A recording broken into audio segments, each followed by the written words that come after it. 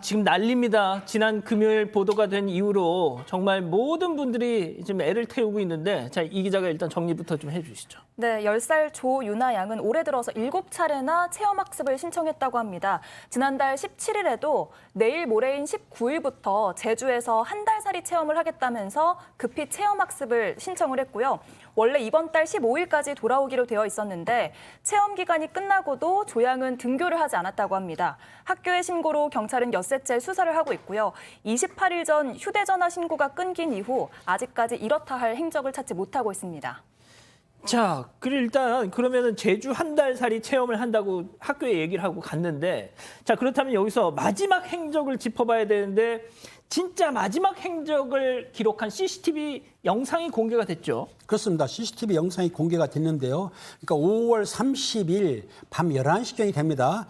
펜션에서 어머니가 아이를 업고 가는 거예요. 그리고 남자분은 무슨 봉투 같은 걸 한 손에 들었는데, 그런 다음에 주차장에 가니까 거기 은색 아우디 차량이 있었어요. 거기에 아이를 채우고 그다음에 세 사람이 차를 탄 겁니다. 타고 나서는 어디론가 갔어요. 장소는 모르겠습니다. 아무튼 은색 아우디 차량에 세 사람이 타가지고 차를 떠나는 것까지만 찍었기 때문에 정확한 행성지는 모르고 있었던 거죠. 방금 사진, 아이가 업혀서 나가는 저 사진이 지금 도대체 이게 뭔가 또 이런저런 얘기를 낳고 있는데, 알겠습니다. 그럼 여기서 오늘 첫 번째 사건 체크포인트 짚어보죠.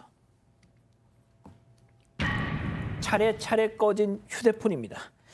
자, 앞서 사진에서 보셨다시피 아이는 엄마한테 업혀서 나갔고, 자, 그리고 또 이어서 휴대전화가 탁탁 차례차례 꺼졌습니다.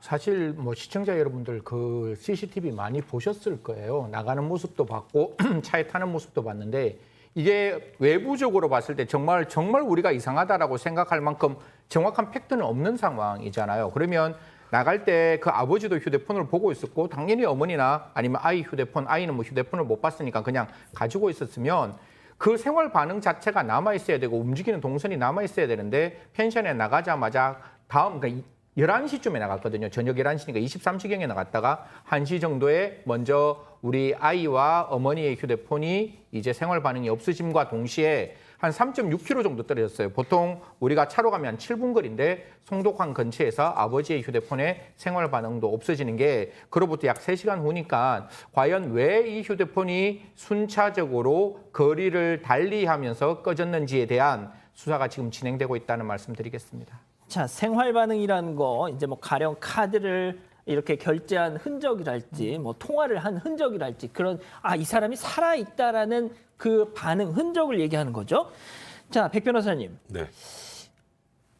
제주 한 달 살이를 한다고 해서 아이가 이제 학교에다 얘기를 하고 갔는데, 맞습니다. 제주도를 안 갔다면서요. 그러니까 여기서부터 굉장히 이상한 게 많은 사건입니다. 현재 보면 말씀하셨던 것처럼 5월 17일에 제주 한 달 살기 신청해서 체험학습 하겠다라고 학교에 얘기를 하면서 예약은 완도의 펜션에 예약을 했죠. 그리고 지금 보셨던 것처럼 5월 24일부터 28일까지 그리고 하루 쉬었다가 29일부터 그 사고 난 당일까지 이틀 그 다 같은 곳입니다. 지금 나오는 영상이 완도로 네, 지금 들어오는. 그러면 일단 학교에 왜 제주도 한 달 살기 체험을 신청을 했는지, 왜냐하면 완도 펜션을 예약하고 난 이유란 말이에요. 그리고 그러면 아까 농촌 살기 체험 같은 걸 하려면 이제 전남 지역 지자체가 운영하는 그런 농촌 살기 체험 이벤트가 또 있는데 그런 것도 전혀 신청하지 않았다라는 거. 그러니까 이곳에 간 이유가 다른 이유가 아니었을까라고 뭔가 의심을 할 수 있는 그런 사안인 것 같습니다. 자, 그리고 또 한 가지 의문. 풀빌라, 그러니까 수영장이 있는 펜션을 지금 빌렸다는 거잖아요, 완도에서. 자, 그런데 일반적인 숙박객들하고 또 다른 얘기를 했다면서요? 한 두 가지 정도만 정확하게 좀 팩트를 중심으로 말씀드리면, 이게 생활 체험을 한다라고 했던 그날 그 어머니께서 이 펜션을 예약을 해요. 그러니까 이게 6월이 아니라 그 아이가 체험학습을 가겠다라고 이야기한 그때 완도로 들어가는 게 24일이에요. 그래서 24일 날 이 집에 대해서 이 펜션에 대해서 예약을 온라인으로 합니다. 온라인으로 하는데 주말에 하루가 빠져요. 이게 워낙 이렇게 인기가 좋은 펜션이다 보니까 하루가 날짜가 없기 때문에 사실 앞에 4박 5일 자르고 뒤에 2박 3일 잘라서 지금 이제 이 펜션에 묵게 되는데 이 펜션에 묵었으면 제가 저희 아이들하고 갔더라도 풀빌라면 그 빌라에서 놀아야 되잖아요. 아이가 얼마나 그 빌라를 좋아하겠어. 그러면 물이 차기 때문에 온수를 달라고 이야기를 해야 되는데 온수를 돌라고 하지 않았다라는 점과 그러면 하루가 비어 있으면 제가 완도를 좋아하면 다른 장소에 있는 다른 빌라에 예약을 하지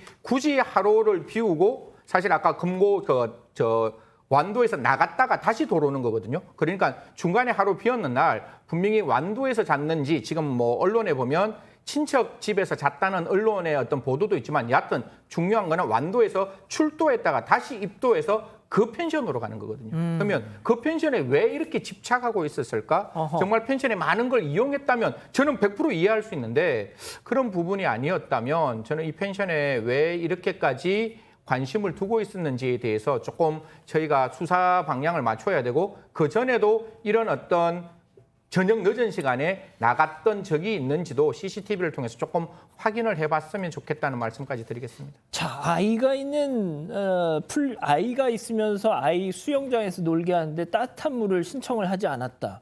확실히 이상하죠. 자, 그리고 그 빌라 안에 풀빌라 안에 들어가서 거의 방 밖으로 나오질 않았다. 이것도 참 이상하고요.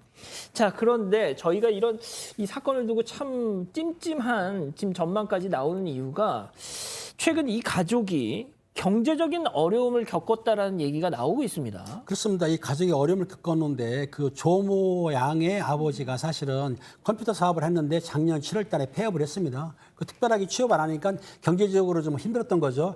경찰이 광주 남구에 있는 아파트를 가보니까 아마 집안 살림이 엉망했던 것 같아요. 그리고 현관문에 25일 확인해 보니까 현관문에 법원의 특별 송달서가 붙어 있어요. 그게 뭐냐면 지급명령서가 붙어 있었는데 아마 신용카드사에서 한 2,700만 원 정도를 갚지 않으니까 그 명령을 통해 가지고 집행하려고 했는데 사람이 없지 않습니까? 그러니까 쪽지만 붙여놓은 상태에 있던 거예요. 때문에 채무 관계가 있지 않을까 그런 생각이 들리는데 경찰에서는 이제 확인하려고 한다면 영장을 받아야 되는데 금융거래 영장이라든지 통신영장, 뭐 신용카드 여러 가지 영장을 받아가지고 조사하게 되면 이 가족에 대한 어느 정도 신용 상태라든지 그리고 그 행적사항이 나오기 때문에 경찰에서 영장을 빨리 신청을 해서 발부받은 다음에 조사를 이어지면 어느 정도의 아웃라인은 나오지 않을까 생각이 듭니다. 승 의원님이 오늘 아침 라디오에 나오셔가지고 이 얘기를 하시면서 범죄 가능성 뭐 이런 여러 이 가능성에 대해서 언급을 하셨는데 좀 짧게만 좀 다시 한번 좀 설명을 해주세요. 사실 범죄 연루 가능성은 이 가족들이 피해자가 되는 거예요. 피해자가 된다면 아까 말씀했다시피 굉장히 저는 아직까지 정확하게 모르기 때문에 굉장히 조심스러운데 재정 상태가 악화되었다면 채무 중에 악성 채무라고 있습니다. 흔히 말해서 은행권이 아니고 제3은행권도 아닌 개인으로부터 빌린 악성 채무가 있을 때 사실 이렇게 좀 도피할 수 있는 가능성이 열릴 수도 있는 거라서 그런 점에서의 피해자일 수가 있느냐 이게 첫 번째고 두 번째는 그러한 입도를 하고 난 다음에 현장에서 어떤 피해를 당하지 않았느냐에 대한 문제점이 있는데 제가 앞서 말씀드렸다시피 30일 날 23시에 나가고 그 다음에 있었던 여러 가지 모양으로 보면 그 순간에 어떤 급박한 모습이나 아니면 범죄에 연루될 가능성이 그렇게 많지는 보이지는 않습니다. 그렇기 때문에 지금 같은 상황에서 만약에 범죄에 연루되었다 전자 악성 채무였으면 가기 전 그 당시에 이미 범죄의 피해자가 되었을 것이고 만약에 23시에 나가고 난 다음에 피해자의 어떤 범죄 현상이 있었으면 범죄 흔적이 남았을 건데 아직까지 수사에서는 그런 흔적이 보이지는 않는 것 같습니다. 자, 저희가 이게 참 누군가의 아직 이게 범죄인지 아니면 단순 어떤 해프닝인지 이게 확인되지 않은 상황에서 이 당사자들의 얼굴을 공개한다는 게 정말 좀 조심스럽긴 한데 일단 아이의 얼굴부터 좀 공개를 하겠습니다. 좀 보여주시죠. 예, 저 친구입니다. 유나, 조유나 양. 10살이고 키는 145cm, 몸무게 40kg. 자, 백 변호사님, 그런데 네. 말이죠. 일단 조유나 양의 얼굴과 신상만 공개가 돼 있고 네. 유나 양의 부모 얼굴은 어디를 봐도 지금 나오지가 않습니다. 경찰도 공개를 않고 있고요. 왜 이런 거죠? 법적 근거가 없기 때문이에요. 그러니까 일단 이 조윤아 양의 지금 얼굴과 우리가 신상을 공개하는 건 그러니까 실종아동 보호관한 법률 같은 게 있어요. 실종아동법이라고 있습니다. 실종아동법상 이제 아이를 찾기 위해서 공개를 하는 거고요. 근데 이제 만약에 부모님 같은 경우에는 우리가 부모에 대한 신상 공개, 어른에 대한 신상 공개 언제 하죠? 특정 강력범죄를 저질렀을 때 중학범. 합니다. 근데 지금 전혀 없죠. 예. 아직 알 수 있는 것도 아니고 지금 조금 전에 승 의원님 말씀하셨습니다만 범죄 피해자인지 아니면 뭐 지금 현재 어디에 계시는지 전혀 알 수가 없는 상황이기 때문에 현행법상 이 부모님들의 신상을 공개할 수 있는 방법 자체가 없어요. 이제 그러다 보니까 우리가 지금 조윤아 양의 신상만 공개를 한 것을 보고 차량 번호 정도만 지금 특정을 하고 그리고 지금 어떻게든 이분들이 다시 돌아오기를 지금 기다리고 있는 그런 상황인 겁니다. 승 의원님 짧게. 아니 그래도 이게 지금 일단 살았는지 어떤지 좀 빨리 찾는 게 중요하잖아요. 그럼 일단 이게 어른들 부모 얼굴도 일단 법이 뭐 어쩌다고 해도 공개하는 게 좀 낫지 않습니까? 법에도 틈이 있습니다. 이게 분명히 이 부모님들의 얼굴이 나오면 개인정보법 위반이 되는 거예요. 그럼 개인정보법 위반으로 만약에 처벌이 된다 할지라도 이게 정말 공공의 이익을 위해서 정말 이분들의 그러니까요. 삶이 어떻게 되는지를 우리가 찾기 위해서 그게 공개가 되었다면 그게 과연 사회 상규에 반할 수 있을까요?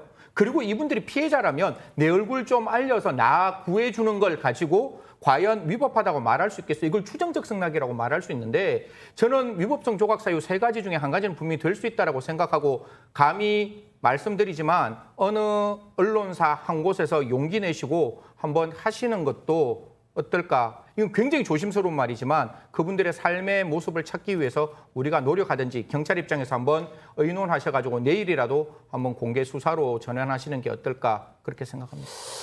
아무튼 그 유나 양 마지막으로 짧게만 좀 사진 다시 한 번만 보여주세요. 일단 유나 양 사진이라도 좀 다시 한번 우리 가족 여러분들께 좀 잘 좀 보시고 비슷한 얼굴을 봤다 그러면 꼭 신고를 부탁드리겠습니다. 꼭 찾았으면 좋겠습니다. 자 일단 첫 번째 사건 이렇게 정리하고요.